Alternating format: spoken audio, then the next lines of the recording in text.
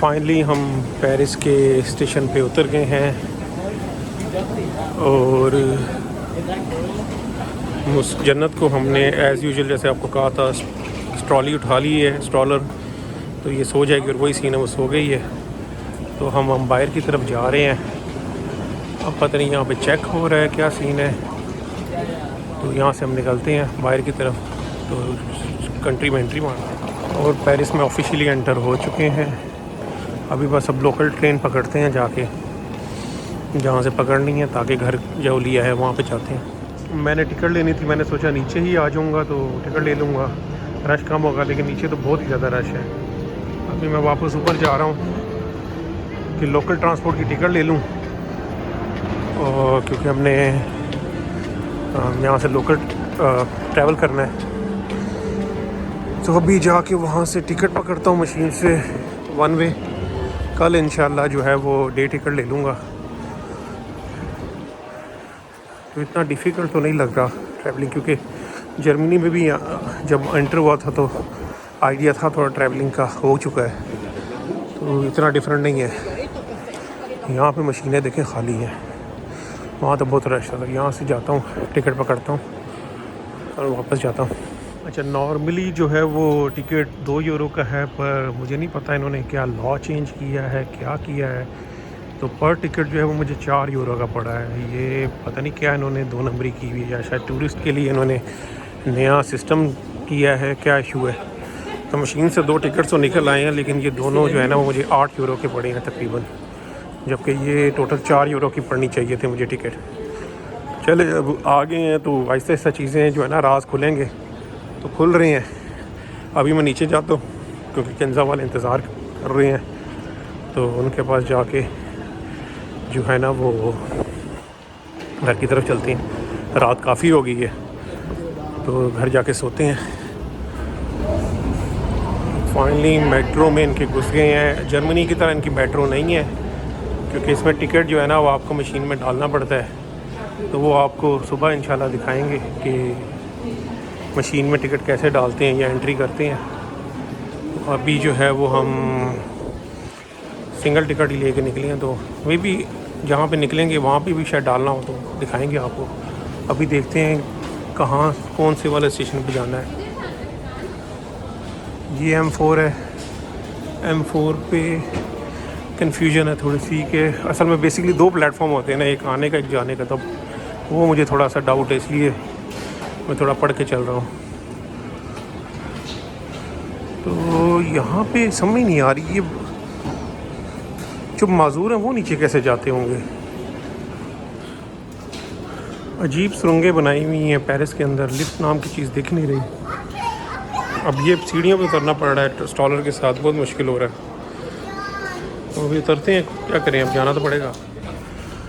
मुझे बड़ी बुरी चीज़ लगी है इनके स्टेशन के अंदर कि लिफ्ट नाम की कोई चीज़ ही नहीं है, या है तो हमें दिखी नहीं है।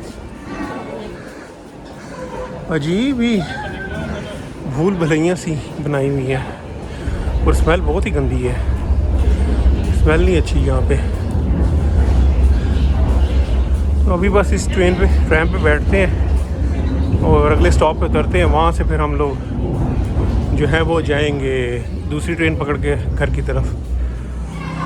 आपने पटड़ी वाली ट्रेनें देखी हैं, ये पहली दफ़ा मैंने ज़िंदगी में ट्रेन देखी है जो टायर वाली है। ट्रेन के टायर लगे हुए हैं और टायरों पे चल रही है, तभी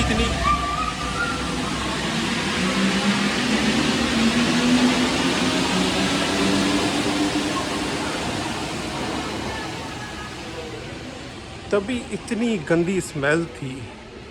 ट्रेन जो थी वो टायरों पे चल रही है, ना कि पटड़ी के ऊपर जैसे कि नॉर्मल ट्रेन होती है। एक ये बंदी हमारे काबू नहीं आ रही, इस बंदी का क्या करें। इसको पता नहीं कौन से जो है ना वो चीज़ें चढ़ी हुई हैं इस बंदी को, बस नहीं, हमारी बात नहीं मान ली इस बंदी ने। पेरिस का भी जो ट्रैम सिस्टम है वो क्लोज्ड है, लाइक दुबई और अदर सिटीज़। जो जर्मनी है उसमें कोई चेक एंड बैलेंस नहीं है, बस आपके पास टिकट वैलिड होना चाहिए अगर आप पकड़ेंगे तो आपको मतलब नहीं होगा तो फ़ाइन होगा। तो वो बस ईमानदारी पे चल रही जर्मनी। लेकिन यहाँ पे आपको टिकट ये मशीन के अंदर डालना पड़ता है, वो तभी आप जा सकते हैं। अभी हमने RER पे चढ़ना है, तो वो दिखा रहा है इस साइड पे। तो चलते हैं RER की तरफ, बस डायरेक्शन देखनी है, उस डायरेक्शन की तरफ हमने अंदर एंटर होना है।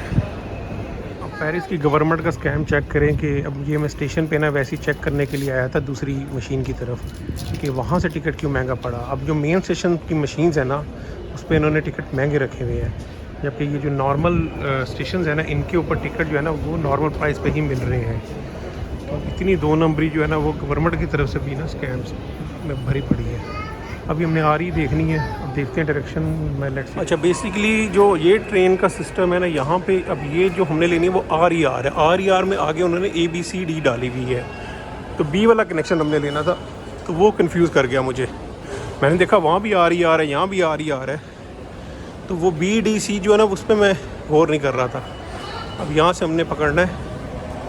हम एक्चुअली इतने नीचे आ गए स्टेशंस में कि मुर्दा भी इतना नीचे नहीं दफनाया जाता जितनी नीचे जो है ना ये हम लोगों को जो है ना स्टेशन में ट्रेन पकड़ने के लिए आना पड़ा है। तो अच्छे भले, अब मैं फुट में तो मैं गिना ही नहीं सकता, लेकिन मुझे आइडिया हो गया कि इतना हम नीचे आए हैं। अभी हमने ट्रेन पकड़नी ये वाली 6 मिनट में आ रही है, तो इंशाल्लाह बस फिर पहुंचते हैं अपनी मंजिल की तरफ।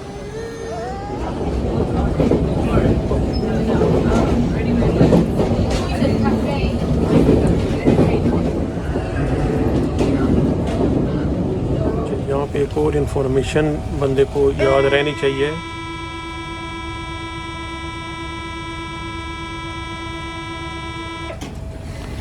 ये अलार्म था कि दरवाज़ा बंद होने लगा है, तो मैं कह रहा था एक और इन्फॉर्मेशन बंदे को पता होनी चाहिए कि यहाँ के दरवाज़े ऑटोमेटिक नहीं खोलते। जैसे जर्मनी के सारे दरवाज़े खुद ब खुद खुल जाते हैं ना, इसके बटन प्रेस करके खोलना पड़ता है। तो ये अभी मैंने नोट किया है, वरना तो शायद मैं स्टेशन पे खड़ा रहता कि दरवाज़ा खुलने के इंतज़ार में। तो अल्हम्दुलिल्लाह फाइनली हम घर में आ गए हैं, और ये घर का लुक है। ये एक ड्राइंग रूम है, एक ये कमरा है, अंदर एक कमरा, बेड है वगैरह सब कुछ। उन्होंने इवन टॉवल भी रखे हैं, उन्होंने कहा कि आप लोगों के लिए टॉवल भी धो के रखे हुए हैं, तो आई थिंक प्रॉपर उन्होंने सेट किया, पाकिस्तानी भाई ही हैं। और ये बाथरूम है, लाइट अगर जल जाए तो ये बाथरूम है। उन्होंने बाथरूम का सिस्टम भी पूरा फिट है। तो बच्चे जो हैं वो आते साल जो है ना वो खुश हो गए हैं। एक तो उनको सोफ़ा मिल गया है जो कि उनकी फेवरेट चीज़ है, दूसरा टीवी मिल गया है जो उनकी दूसरी फेवरेट चीज़ है, और कार्टून देखने पे लगे हुए हैं। यस, टॉम एंड जेरी देख रहे हैं। तो अब बस सोते हैं, सोने की प्लानिंग करते हैं इंशाल्लाह। तो आपको फिर कल मिलते हैं, आपको सिटी टूर भी कराते हैं और देखते हैं फिर।